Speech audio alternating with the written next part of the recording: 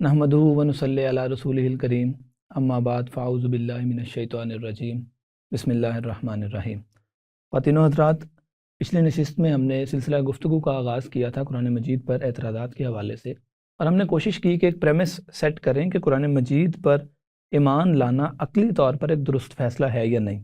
तो उसके बारे में डॉक्टर साहब ने बड़ी अच्छी गुफ्तगू फरमाई और ये वाज़ेह किया कि वो जिस टेस्टिमनी के ज़रिए आ रहा है वो टेस्टिमनी नाकाबिल तरदीद है। इसके बाद हम कुरान मजीद के अंदर से एतराज़ात लेने से पहले एक और बड़ा अहम पहलू है इसका कि कुरान मजीद को हिस्टोरिकली किस तरह देखा जाता है। उसके टेक्स्ट को अगर हम देखें तो उसके बारे में भी कुछ सवाल पैदा होते हैं, तो वो सवाल हम डॉक्टर साहब की खिदमत में रखते हैं। अस्सलाम वालेकुम डॉक्टर साहब। अच्छा डॉक्टर साहब, जब हम हिस्टोरिकली कुरान मजीद के टेक्स्ट को देखते हैं, हिस्टोरियन जब इसको एनालाइज करते हैं हिस्टोरिकली, तो सबसे पहले तो वो इससे खुदा को निकालते हैं, क्योंकि वो इसका एनालिसिस करना है। तो वो ये कहते हैं, उनका ये क्लेम है कि कुरान मजीद का ये जो टेक्स्ट है ये ह्यूमन जनरेटेड टेक्स्ट है, नंबर वन, और ये 7th सेंचुरी अरब के मुआशरे से मुतल्लिक है सारा टेक्स्ट। अब इसके ऊपर वो कुछ क्लेम करते हैं कि वो ऐसा क्यों मानते हैं। मसलन वो ये कहते हैं कि एक तो कुरान मजीद औरल ट्रेडिशन से मुंतकिल हुआ, यानी उस ज़माने में और कोई ज़रिया नहीं था इसके इंतकाल का, तो फिर मुख्तलिफ वर्जन्स गर्दिश कर रहे थे। हज़रत उस्मान के दौर में चूँकि इनके पास पावर आ गई तो इन्होंने जिस वर्जन पे कंसेंसस डेवलप हो गया उसको फाइनलाइज करवा दिया, बाकी सारे वर्जन्स को ऊपर पनपने नहीं दिया, हम ये कह सकते हैं। तो औरल ट्रेडिशन से मुंतकिल हुई चीज़ कितनी को मोतबर होती है, एक तो इस बात का जवाब दें, और दूसरा ये कि 7th सेंचुरी से रिलेटेड ये सारा कंटेंट है आज के मुआशरे में, या इसको डिवाइन क्यों कहते हैं हम, इसका जवाब आप प्लीज़। पिछली नशिस्त में हमने जो बात की थी वो ये थी कि ये ओरल ट्रेडिशन एक दो लोगों की नहीं है, ना ये स्टार्ट में अपने इस तरह की है कि एक वाक़या हुआ तो हमने नोट कर लिया, नहीं, उस कुरान को बार बार पढ़ा गया है, बार बार याद कराया गया है, और एक आदमी को नहीं कराया गया, बेशुमार लोगों को कराया गया है। इस वजह से इस ट्रेडिशन को ओरल कहकर आप असल में एक लगता है कि छोटा सा काम कर दिया आपने। नहीं, ये और तरह की ओरल ट्रेडिशन है कि आपको इस वक्त उम्मत में करोड़ों के हिसाब से हाफिज मिल जाएंगे। ये छोटी बात नहीं है। आप बाइबल के 2 हाफिज इकट्ठे नहीं कर सकते हैं, आप वेदों के 2 हाफिज इकट्ठे नहीं कर सकते हैं, पूरी वेद उनको याद हो। कुरान मजीद के आपको करोड़ों मिल जाएंगे। लेकिन ये भी डॉक्टर साहब एक क्लेम हो सकता है, मुमकिन है हो, लेकिन दूसरे नंबर पे जो दावा है मैं उसमें मजीद ऐड कर दूं। मतलब हज़रत उस्मान के दौर में जब कंसेंसस डेवलप हो गया उसके बाद और किसी वर्जन को, तो मैं तारीख की तरफ आता हूँ कि वहाँ क्या हुआ। लेकिन पहली बात यह है कि स्टार्ट में जो ओरल ट्रेडिशन है वो किस नौइयत की है, ये बिल्कुल डिफरेंट नेचर की है। इसमें बार बार कुरान याद कराया जा रहा है। जैसे हमारे बचपन में, अगर आपको, हमारा बचपन आपका क्या होगा, हमारे बचपन में जो टेबल्स होते थे वो रोज़ाना हर रोज़ छुट्टी के वक्त 2 टीमें बना दी जाती थी। एक टीम एक तरफ होती थी, दूसरी टीम दूसरी तरफ होती थी। तो हमें पंजाबी में जो कि हमें सिखाया गया तो वही सिखा रहा हूँ। 1 दूनी दूनी, दूसरी पार्टी का 2 दूनी 4, 3 दूनी 6, 4 दूनी 8, यूँ हम याद करते थे पहाड़। वो पहाड़ा कहते थे हम टेबल को। तो टेबल्स याद करने का एक प्रोसेस था।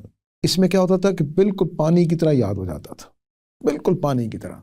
और चूँकि वो एक पार्टी ने एक पढ़ना होता, दूसरी तो वो बहुत ही पुख्ता सा ज़हन में हो जाता था। अब कुरान मजीद भी बार बार इसी तरह से पढ़ाया गया है। उसको याद कराने का, जो हम वैसे भी मेमोराइज करते हैं तो बार बार पढ़ते हैं, तो एक तो ये प्रोसेस कि उस वक्त नबी करीम सल्लल्लाहु अलैहि वसल्लम ने एक आदमी को याद नहीं कराया, 2 को नहीं याद कराया। अगर जंग यमामा वाला वाक़या, ये बाकी वाक़यात मानते हैं तो उसमें 70 सहाबा शहीद हुए थे, ठीक है। तो अब ये जो सहाबा की इतनी बड़ी तादाद है, इनका शहीद होना ये बता रहा है कि ये बहुत ज़्यादा बड़े पैमाने पर याद कराया गया। यानी वो जो हुफाज भी थे, या हुफाज की तादाद का ज़्यादा होना सादा ओरल ट्रेडिशन को से मुख्तलिफ चीज़ है, ठीक है, एक बात। अब आ जाते हैं उस तारीख़ की तरफ। तारीख़ में क्या हुआ कि कुछ लोगों ने उन चीज़ों को नुमाया किया जो ज़्यादा कुरान मजीद को कमज़ोर करने वाली थी, क्योंकि कुरान मजीद कोई आज थोड़ा तनकीदात और एतराज़ात का शिकार हुआ है, शुरू से ही है। तो चुनाचे मुसलमानों के बीच में भी ऐसे लोग रहे हैं जो روپ بدل کر آئے یا جیسے بھی ہے، انہوں نے قرآن مجید پر اعتراضات کیے۔ ان اعتراضات میں ان چیزوں کو زیادہ نمایاں کیا گیا جن میں قرآن مجید حضرت عثمان کے زمانے میں محفوظ ہو رہا ہے یا ابوبکر صدیق کے زمانے میں محفوظ ہو رہا ہے رضی اللہ عنہما، ان دونوں کے زمانے میں وہ جو واقعات ان کو زیادہ نمایاں کیا گیا۔ حالانکہ انہی کتابوں میں، جن کتابوں سے یہ چیز نمایاں کی گئی ہے، انہی کتابوں میں دوسری چیزیں ہی موجود ہیں جس سے بالکل اور چیز سامنے آتی ہے۔ وہ یہ کہ ایک نسخہ قرآن مجید کا، کم از کم ایک نسخہ، میں ویسے زیادہ ثابت کر سکتا ہوں، کم از کم ایک نسخہ ایسا موجود ہے جو سرکاری تحویل میں موجود ہے۔ یہ حضرت ابوبکر صدیق سے بھی پہلے نبی کریم صلی اللہ علیہ وسلم کے زمانے سے۔ اب میں آپ کو کچھ روشن واقعات بتاتا ہوں جو انہی کتابوں کے اندر موجود ہیں۔ میرا اس میں مضمون بھی لکھا ہوا ہے، اس کو اٹیچ کیا جا سکتا ہے اس کے نیچے، اگر دیکھنا چاہے اس کا لنک۔ تو قرآن مجید نبی کریم صلی اللہ علیہ وسلم نے کاتبین وحی 40 کی تعداد بتائی جاتی ہیں، ایک بھی ہو۔ کیوں مقرر کیا گیا اگر لکھنا نہیں ہے؟ وجہ کیا ہے؟ تو اگر کاتبین وحی قرآن کے لیے مقرر کیے گئے تو اس کا مطلب لکھا جا رہا ہے، لیکن وہ مرتب کرنا وہ اس کی طرف آتا ہوں۔ اب یہ ہو گیا یاد کرنا، ادھر ہو گیا لکھنے کا کام۔ مجھے بتائیے اگر کوئی چیز ترتیب سے نہ ہو، یاد ہو سکتی ہے؟ حافظ ہونے کا مطلب یہ ہے کہ جتنا قرآن مجید اتر رہا ہے ترتیب دیا جا رہا ہے، ٹھیک ہے؟ تو حافظ مثلا میں سورہ البقرہ یاد کروں اور آپ سورہ البقرہ یاد کریں اور آیتوں کی ترتیب ڈیفرنٹ ہو، تو کیسے پتہ چلے گا کہ آپ صحیح حافظ ہیں کہ میں صحیح حافظ ہوں؟ ہو ہی نہیں سکتا ترتیب کے بغیر۔ لیکن استاد یہاں پہ ایک اور سوال یہ بھی اٹھتا ہے کہ مثلا جس وقت قرآن مجید نازل ہو رہا تھا اس وقت یہ ترتیب کس طرح سے پھر قائم رکھی گئی؟ مثلا ایک سورہ بھی آدھی اتری ہے، اسی دوران ان پیرالل دوسری سورہ بھی اتر رہی ہے۔ اب حافظ قرآن کو کہا جائے گا کہ اب تمہیں آگے اس کے یہ بھی یاد کر لو، وہ کر لے گا؟ تو یہ بھی تو بڑا ایک مشکل عمل ہے، اس کو مشکل ہے، اس پہ کوئی شبہ نہیں، یقین کرنا بھی بڑا مشکل ہو جاتا ہے۔ نہیں کوئی مشکل نہیں ہے۔ ہم نے کس طرح صورتیں یاد کرتے ہیں؟ آج ایک رکوع یاد کیا، کل آگے دوسرا رکوع یاد کریں گے، پرسوں تیسرا رکوع یاد کر لیں گے، تو ٹھیک ہے، ترتیب صحیح رہتی ہے۔ یاد کرنے کا پروسیس یہی ہے، وہ 6 مہینے بعد بھی آپ ڈال سکتے ہیں ایک رکوع، اور اس میں کوئی مسئلہ نہیں ہے۔ تو یاد ہمیں ایسا تھوڑے ہے کہ ایک سورہ ایک دم یاد کر لیتے ہیں، نہیں، ہم تو رکوع کر کے چند صورتیں، چند آیتیں کر کے یاد کرتے ہیں، پورا قرآن اس طرح سے یاد کر لیتے ہیں، ٹھیک ہے؟ تو یاد کرنے کا پروسیس یہی ہے کہ کوئی نہ کوئی ترتیب ٹوٹتی ہے۔ مثلا مجھے بچپن میں جب نماز کے لیے قرآن یاد کیا ہم نے، تو جو ترتیب اسلامیات کی کتابوں میں ہوتی ہے اسی ترتیب سے یاد کیا، بعد میں ٹھیک کرنی پڑی تو کر لی، کوئی مسئلہ نہیں ہے۔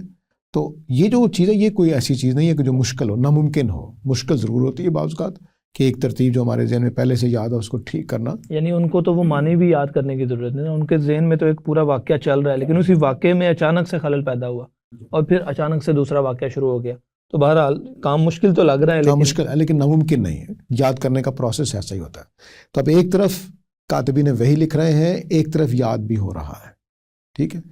اب جو کاتبین وحی لکھ رہے ہیں اگر وہ محفوظ نہیں رکھا گیا تو اتنی جدوجہد کرنے کی ضرورت کیا تھی؟ تو سوال پیدا ہوتا ہے کہ نبی کریم صلی اللہ علیہ وسلم کے زمانے میں کوئی نسخہ تیار نہیں ہوا، تو یہ غلط بات ہے۔ کاتبین وحی ہونے کا مطلب یہی ہے کہ کچھ نہ کچھ تیار کیا گیا ہے اور اس کی کوئی نہ کوئی ترتیب ہونی چاہیے، ورنہ حافظ نہیں بن سکتے، کوئی نہ کوئی ترتیب ہونی چاہیے۔ اب ترتیب کیسے ہوگی؟ اب میں اس کے بھی زید بن ثابت جن کو بعد میں استعمال کیا گیا ہے کہ حضرت عثمان کے زمانے، ابوبکر صدیق کے زمانے میں قرآن نے ترتیب دیا ہے، جمع کیا ہے، وہی کہتے ہیں کہ ہم نبی کریم صلی اللہ علیہ وسلم کے زمانے میں نؤلف القرآن فی عہد نبی صلی اللہ علیہ وسلم، اب نبی کریم صلی اللہ علیہ وسلم کے زمانے میں قرآن کو نؤلف کرتے تھے، کتاب کی شکل دیتے تھے۔ نؤلف کا لفظی معنی ذرا واضح تالیف کرنا، یعنی اجزاء کو جوڑ کر ایک، اور بناتے کس پر تھے؟ چمڑے کے پارچہ جات پہ، ٹھیک ہے؟ اور آگے الفاظ بولنے من الرقاء، ہم رقاء یعنی چمڑے کے پیسز کے اوپر قرآن مجید کو کتاب کی شکل میں بناتے تھے۔ لیکن اس میں ایک یہ بھی ڈاکٹر صاحب مفہوم نکلتا ہے نا، مثلا اس کے چھوٹے چھوٹے اجزاء کو ترتیب دے رہے ہوتے تھے، نؤلف القرآن ہے پورے قرآن کو۔ تو نبی کریم صلی اللہ علیہ وسلم کے زمانے میں قرآن مجید، پھر نبی کریم صلی اللہ علیہ وسلم فرماتے ہیں کہ مصحف کو دشمنوں کے علاقے میں نہ لے کر جاؤ، مصحف تھا تو لے کر جانے کا انکار کیا نا، اور یہ معتبر کتابوں میں صحیح حدیثوں میں کہ مصحف کو دشمنوں کے علاقے میں لے کر نہ جاؤ۔ تو اگر مصحف کوئی تھا ہی نہیں تو یہ حکم کے معنی کیا ہے؟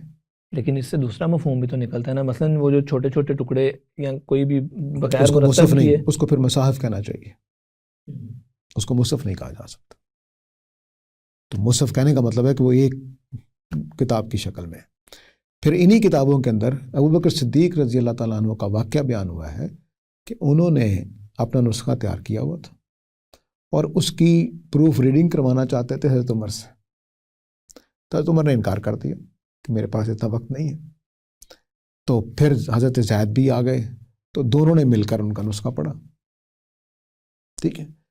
اب یہ جو پڑھنے کا عمل ہے دونوں حافظ ہیں، حضرت زید بھی حضرت عمر بھی، اور جو نسخہ پڑھ رہے ہیں ابوبکر صدیق کا وہ پڑھ رہے ہیں، ٹھیک کر رہے ہیں اس کو۔ یہ بھی بات بتا رہی ہے کہ نسخہ موجود تھا نبی وسلم کی زندگی میں۔ لیکن یہ حضرت ابوبکر صدیق نے اپنا نسخہ مرتب کیا اور اس کی پروف ریڈنگ کی ضرورت ان کو کیوں پیش آئی؟ پھر یہ ترتیب تو انہوں نے غالباً نہیں، کوئی غلطی لکھنے میں ہو جاتی ہے، انسان کا کام ہے نا، وہی مسئلہ ہے کہ ایک دفعہ کام ہو رہا ہے، اب میں نے جب لکھنا تو ایک دفعہ کام ہو رہا ہے، اس کو چیک کیسے کرنا یعنی ہے؟ اس کی کتابت بھی انہوں نے خود ہاں خود کی ہے، اپنے ہاتھ سے لکھا ہے۔ جب آپ نے ہاتھ سے لکھا ہے تو اس میں غلطی کا امکان ہے، اس لیے وہ چاہ رہے ہیں کہ دو لوگ اس کو پڑھ لیں، تو انہوں نے پڑھ دیا ہے۔ یہی واقعہ ہے جو بگڑ کر بعد میں وہ بنا ہے جمع قرآن والا۔ خود یہ زید جو انکار کر رہے ہیں کہ بھئی میں جمع قرآن کا کام کیسے کروں جو کام نبی صلی اللہ علیہ وسلم نے نہیں کیا، اور وہ کام جو ابوبکر صدیق انکار کر رہے ہیں کہ میں کیسے کروں جو وہ خود کر چکے ہیں۔ زید بن ثابت کا ان انصاری لوگوں میں نام آتا ہے جن کے پاس اپنا نسخہ موجود تھا۔ یعنی وہ روایت جو پیش کی جاتی ہے یہ دو لوگوں کی گواہی والی، اس میں تو غالباً حضرت عمر کے حوالے سے بتایا جاتا ہے ایک آیت چھوٹ بھی گئی تھی پھر، کیونکہ دو گواہ نہیں ملے تھے۔ تو اب یہ جو ساری کہانی ہے یہ درست کہانی نہیں ہے، تو زیادہ معتبر حوالے موجود ہیں جو بتاتے ہیں کہ نبی کریم صلی اللہ علیہ وسلم کے زمانے میں قرآن مجید موجود تھا، لکھا ہوا بھی موجود تھا اور یاد بھی موجود تھا، دونوں صورتوں میں موجود تھا۔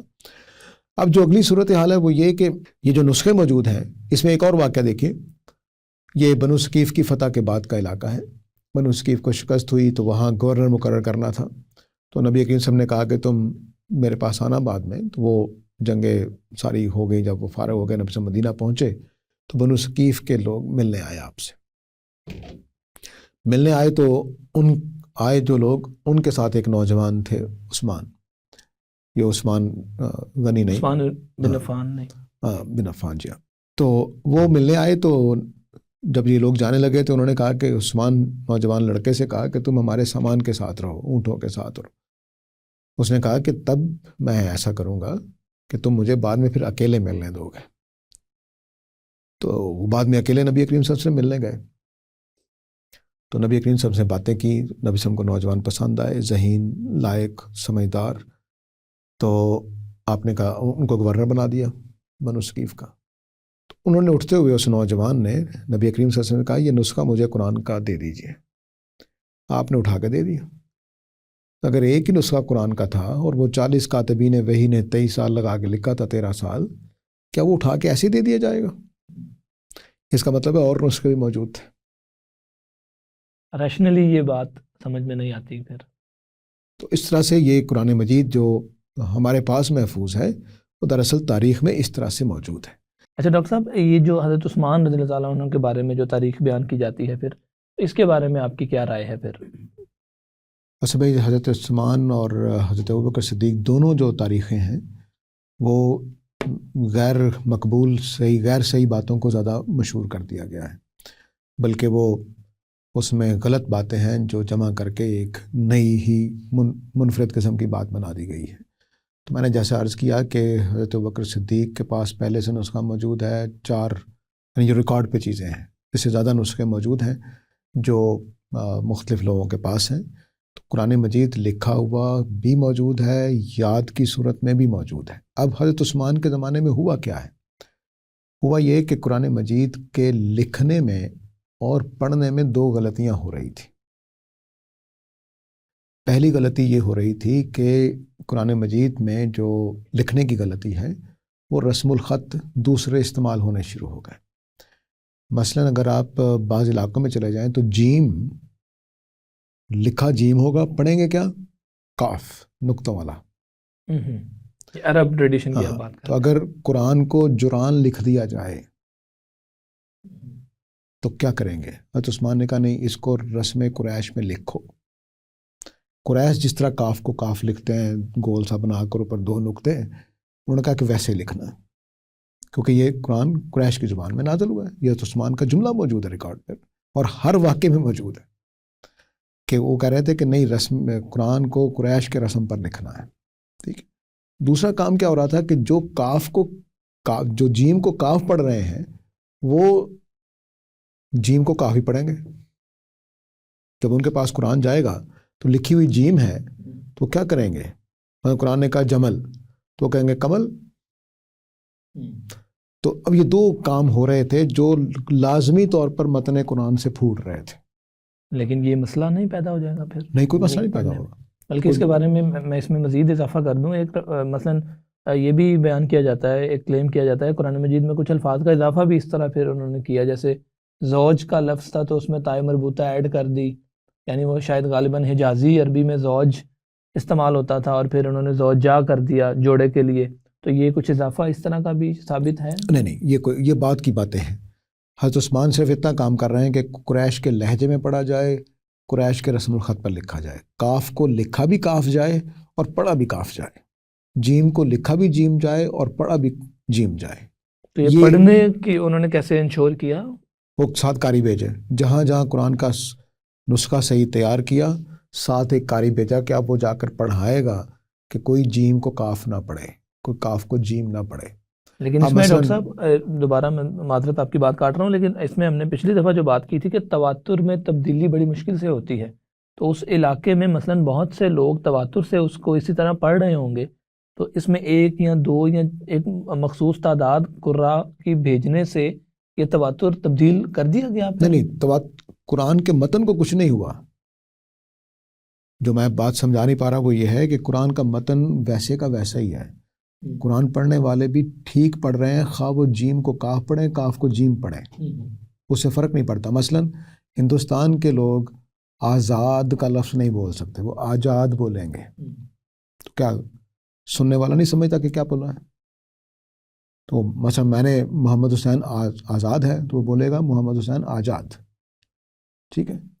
تو اب لاہور والے لوگ رے نہیں بول سکتے، بعض جگہوں پر رے بولتے ہیں، تو وہاں چڑیا اڑی، تو چڑیا اڑی جو ہے یہ وہ اس کا مطلب کیا ہے؟ لکھنے میں اگر چڑیا اڑی لکھا ہوا ہے اور وہ پڑھ رہا ہے چڑیا اڑی، تو اس سے متن کو کچھ نہیں ہوا، پڑھنے والے کے بارے میں سوال پیدا ہوگا کہ صحیح پڑھ رہا ہے۔ لیکن ڈاکٹر صاحب اسی علاقے کے لوگ اگر اس کی کتابت کریں گے تو پھر ہاں، اس کو پھر روکا نا۔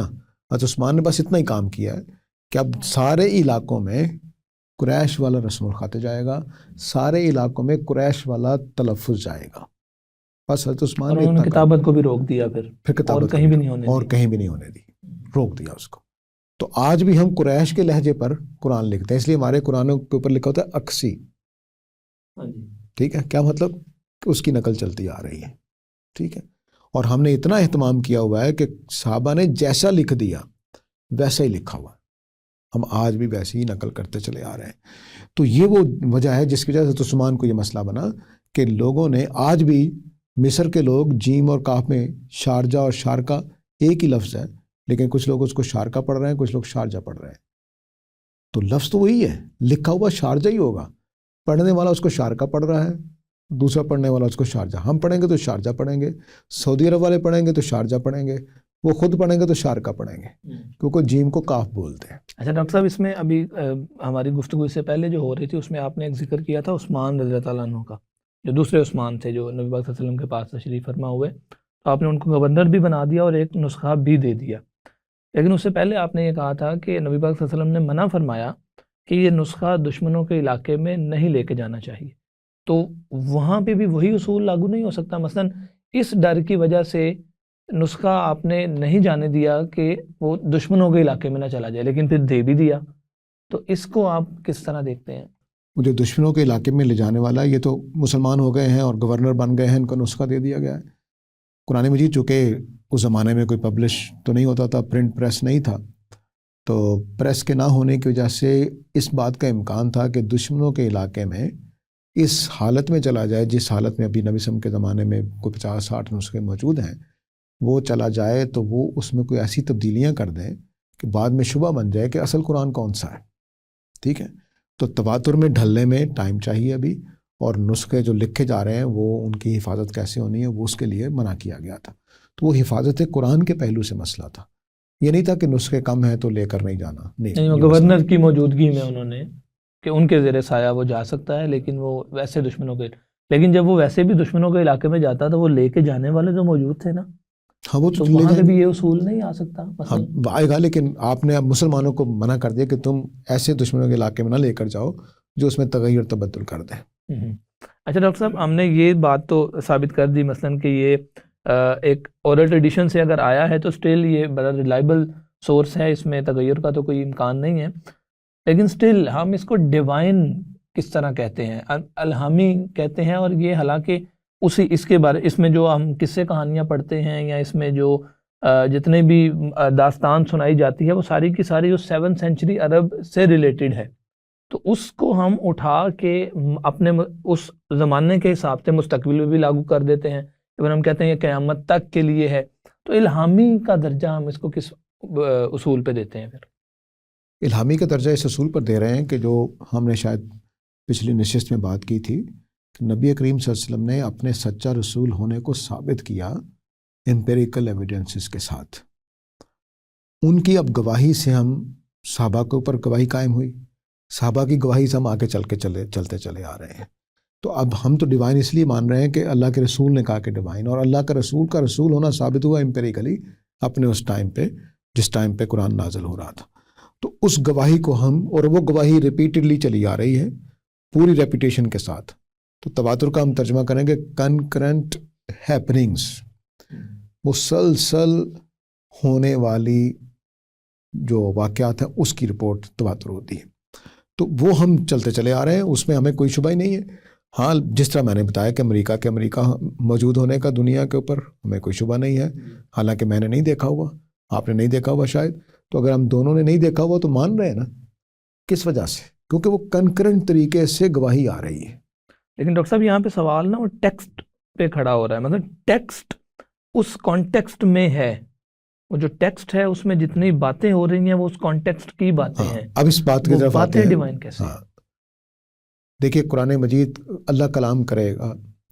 دیکھیے اس میں ایک ازمپشن پہ بات کھڑی ہے، اس ازمپشن کو ڈائریکٹ زیر بحث لے آتے ہیں. کیا خدا کسی کانٹیکسٹ میں بات کرے، یہ لازم ہے کہ وہ کانٹیکسٹ سے آزاد ہوگا تب خدا کا کلام ہوگا؟ کیا خدا کسی کانٹیکسٹ کے اندر ہونے کا مطلب یہ ہے کہ خدا کا کلام نہیں ہے؟ یہ کیسے ثابت ہوگا؟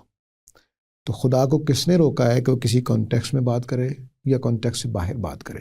یا یہ کون سی عقلی مقدمہ ہے یا آرگومنٹ ہے کہ جیسے ہی کوئی کلام کسی ہسٹوریکل کانٹیکسٹ کے اندر ہوگا تو اللہ کا کلام نہیں ہوگا؟ نہیں، اس میں خدا کا کلام تو اس کو مان لیں گے، لیکن وہ اس کانٹیکسٹ سے باہر نکل کے بھی اسی طرح اپلیکیبل ہے، یہ کوسچن ہے. وہ ایک الگ بات ہے، لیکن پہلے یہ کہ خدا کا کلام اس وجہ سے ختم نہیں ہوگا کہ وہ کسی ہسٹوریکل کانٹیکسٹ میں آیا ہو. تورات، انجیل، قرآن سب اسی معیار پر ہے. خدا کا کلام تو مان لیا، ٹھیک ہے. اب یہ کہ ہمارے لیے کیا اپلیکیشن اس کی، تو وہ اس کی وجہ خود قرآن بتاتا ہے.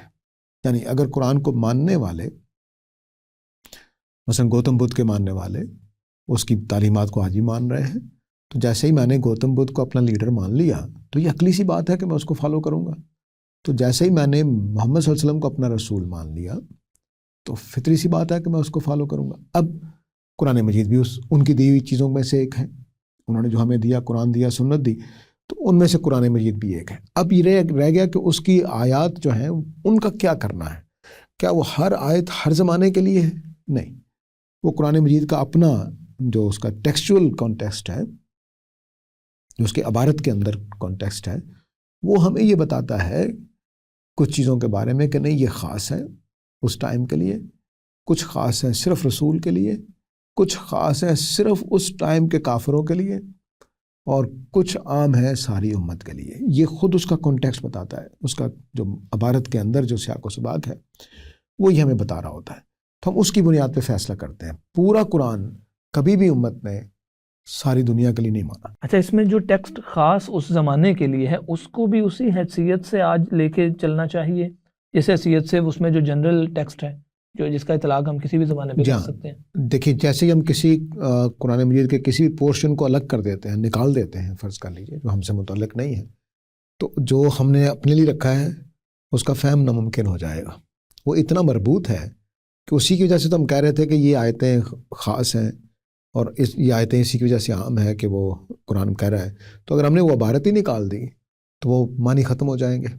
اور پھر تیسری بات یہ ہے کہ قرآن مجید آگے چل کر ہم اس کو انشاءاللہ زیر بحث لائیں گے کہ قرآن مجید اپنی ذات میں جو اس کا سٹرکچر ہے وہ خود اس بات کی دلیل ہے کہ وہ انسانی کلام نہیں ہے. تو اگر ہم اس حصے کو نکال دیں تو قرآن کا وہ سٹرکچر ہی ختم ہو جائے گا، جس کی وجہ سے ہم مجبور ہوتے ہیں اس کو ماننے پہ کہ یہ خدا کا کلام ہے. یعنی اس کے آرگیومنٹ میں یہ بات آپ نے واضح کر دی، اس کے آرگیومنٹ میں آپ کیا کہہ رہے ہیں کہ وہ ہیومن جنریٹڈ کا جو دعویٰ تھا جو آغاز میں ہم نے سامنے رکھا تھا، وہ کیوں نہیں ہم اس کو مانتے کہ یہ ہیومن جنریٹڈ ٹیکسٹ نہیں ہے؟ یا اس کلام ایک تو یہ نا کہ ہمیں رسول نے بتایا، اور ٹریڈیشن والا معاملہ تو کلیئر ہو گیا. پہلی دلیل تو یہ ہے کہ تواتر سے ہمیں بتایا جا رہا ہے کہ یہ ایک رسول آیا تھا، اس نے ہمیں یہ بات کہی ہے، تو ہم اس کی گواہی پر کھڑے ہیں. ایک تو یہ بات ہوگی.